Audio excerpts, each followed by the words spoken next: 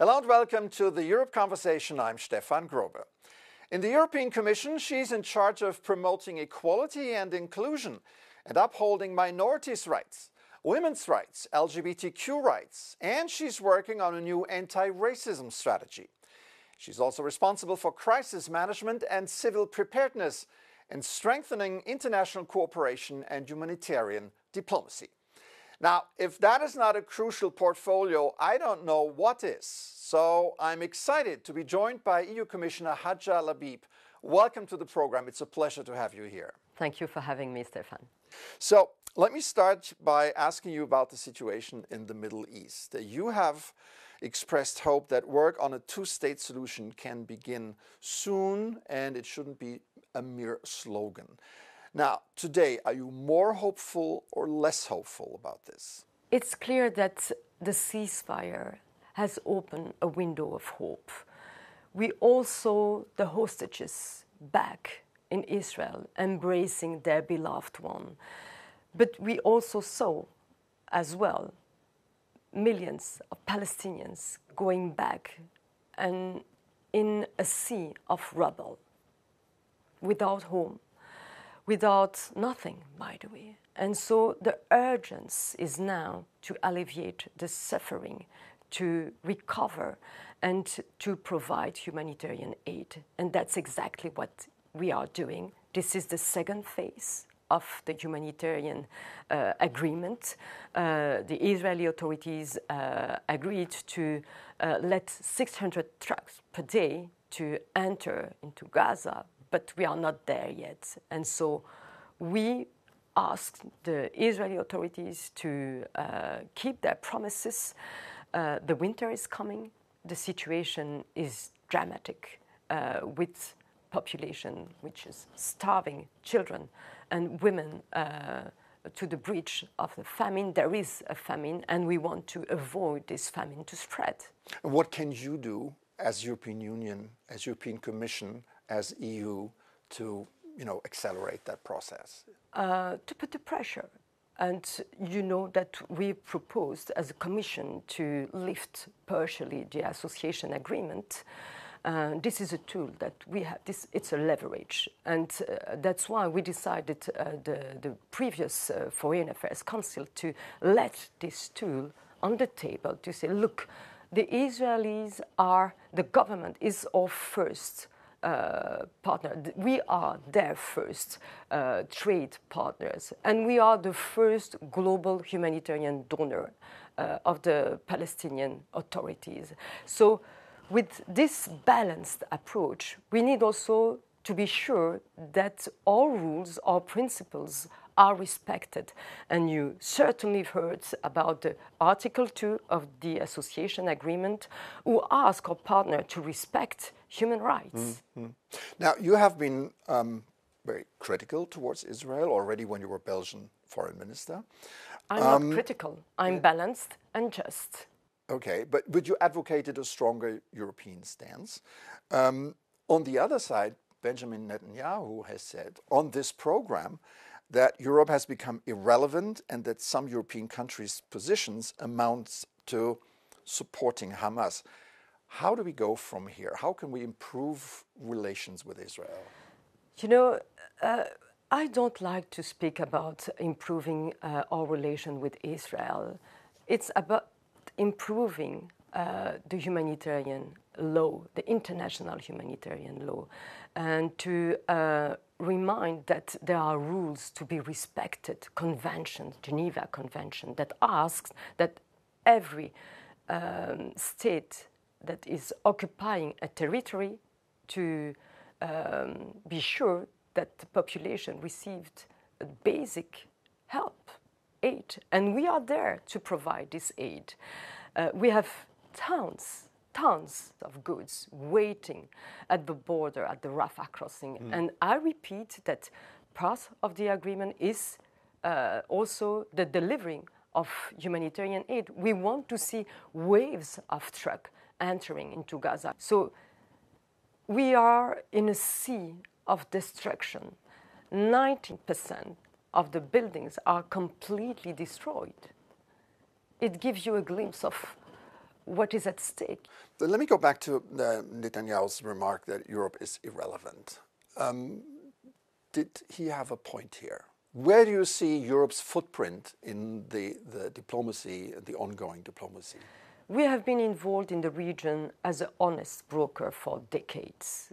For Israel, we are the first economic partners. For Palestinians, we are the first global donor, humanitarian donor, but also we are supporting the improvement, the reform of the governance of the Palestinian authorities. And it is in the interest of the Palestinians, but also in the interest of the Israelis to have a strong, robust governance, a Palestinian authority who is recognized, who is democratic, and we are helping them to reform.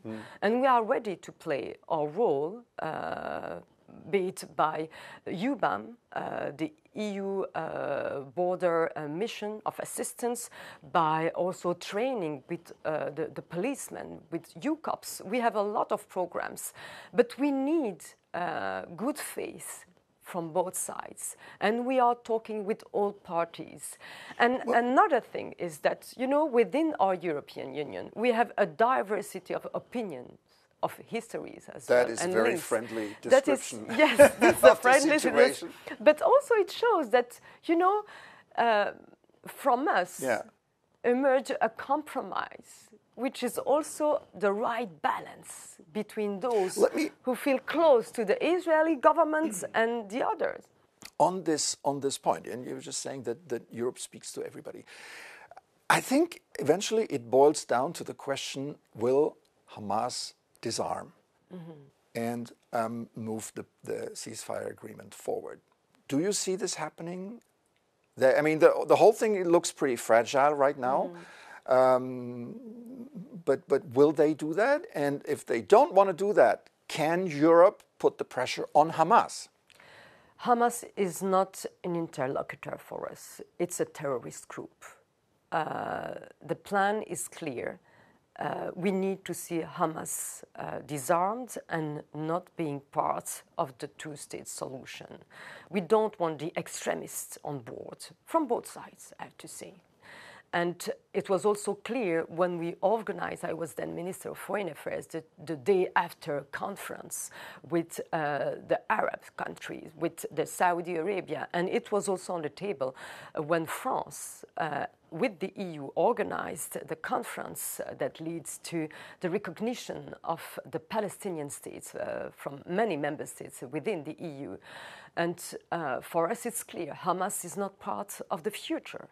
And how do you bring them to put the arms down? Because with our commitment, with our help, with our diplomatic pressure, and also our dialogue, our constant dialogue with the Arab countries. Yeah. One more question concerning the reconstruction of Gaza. You've said how the situation is, and this is typically a situation where Europe is very strong, helping with money, with expertise, humanitarian aid, etc. Now, some observers suggest that Europe may lose this spot because the Gulf states are more and more active diplomatically, financially, economically. Do you see this potentially happening, that Europe is further pushed to the sidelines here to the benefit of the Gulf states? I don't think so. I'm rather convinced to the contrary. We are sitting at the table. We have our place as honest brokers, speaking with all parties, with the Gulf countries, but also with the Americans, with the Israelis. And we have this expertise. We are supporting. We are the first humanitarian donor, but also in cooperation in development, we are really involved, and we are supporting also the Palestinian Authority to reform, to become democratic countries, to organize in the near future, we hope, also universal elections and so on, and to regain also the trust of their own citizens. Let me pivot now to the war in Ukraine. if I may. I said at the beginning you're also in charge of civil preparedness. In a different sense, is the European public prepared to support Ukraine as long as it takes? This is our motto. You know, when I was Minister of Foreign Affairs, I remember we were always repeating that we will support Ukraine as long as it takes. And we are doing so, and we will continue to do so. I've traveled a lot, many times, in Ukraine. And for instance, they are also leading by example when it comes to preparedness. And, you know, through our ECHO system, DG ECHO, which is under my remit, this is the largest operation ever led by our services, transporting more than 150,000 items, mainly generators, to help Ukraine, a country which is targeted in its civilian infrastructures in a blatant violation of international humanitarian law again. Can you talk to very concrete aspects of EU humanitarian aid? And is the situation possible, conceivable, that Europe would take in more refugees if the situation on the ground requires it? We already welcomed millions of refugees with a specific status, allowing them to work and to be really fully integrated in our societies. And it is a success. Now, when it comes to our concrete support, you know, when I was traveling there the last winter, I remember visiting schools, building in a shelter. You know, it's the only way to ensure education for Ukrainian children, but also protection of the elderly and the people with disabilities. As you mentioned, I'm also responsible for equality and to ensure that we are not leaving no one behind, and especially the most fragile in Ukraine. The last EU summit just signed off on the 19th sanctions package against Russia and continue to stand with Ukraine. At the same time, the question of frozen assets, the loan for Ukraine, has been kicked down the road into the next month. What message does this send to Ukraine and to Ukrainians? And Belgium played an active role here in this, blocking the loan for now. We are not blocking the loans. And for 2 years now, we are also giving to Ukrainians the profits, the interest of these loans that are blocked, that are frozen. But these loans, you know, need to be, it's the first in our history. We don't have an example to follow, and it needs to be secured in a legal point of view. That's the only thing, that's the only point. And the message that we are conveying to the Ukrainians is that we are by your side, always. We will help you to defend your borders, because your borders is our borders, and we don't want to see further the Russians grabbing territories, Ukrainian territories. We are well aware, and we are constantly repeating that their security is our security. So we are with them. We are going to also reinforce our own security, and but we just need to time. I think it's a question of time.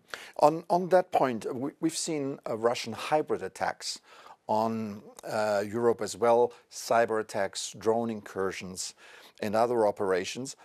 Does Europe take this hybrid war seriously enough? Very seriously. And that's why a couple of months ago I presented the preparedness strategy, which is based on all hazards, all kinds of threats, because today's threats are not yesterday's threats.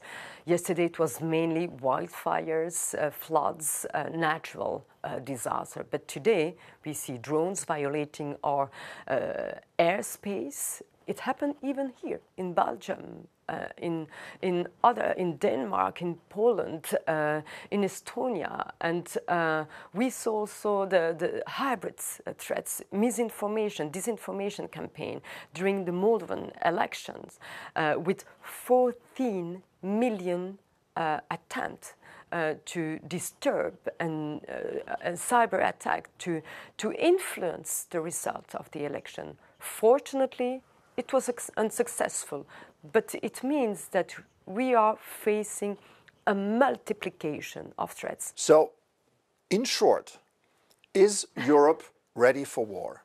We are preparing. We are prepared every day for everything. Okay. And let me go back to the Belgian position on the frozen assets.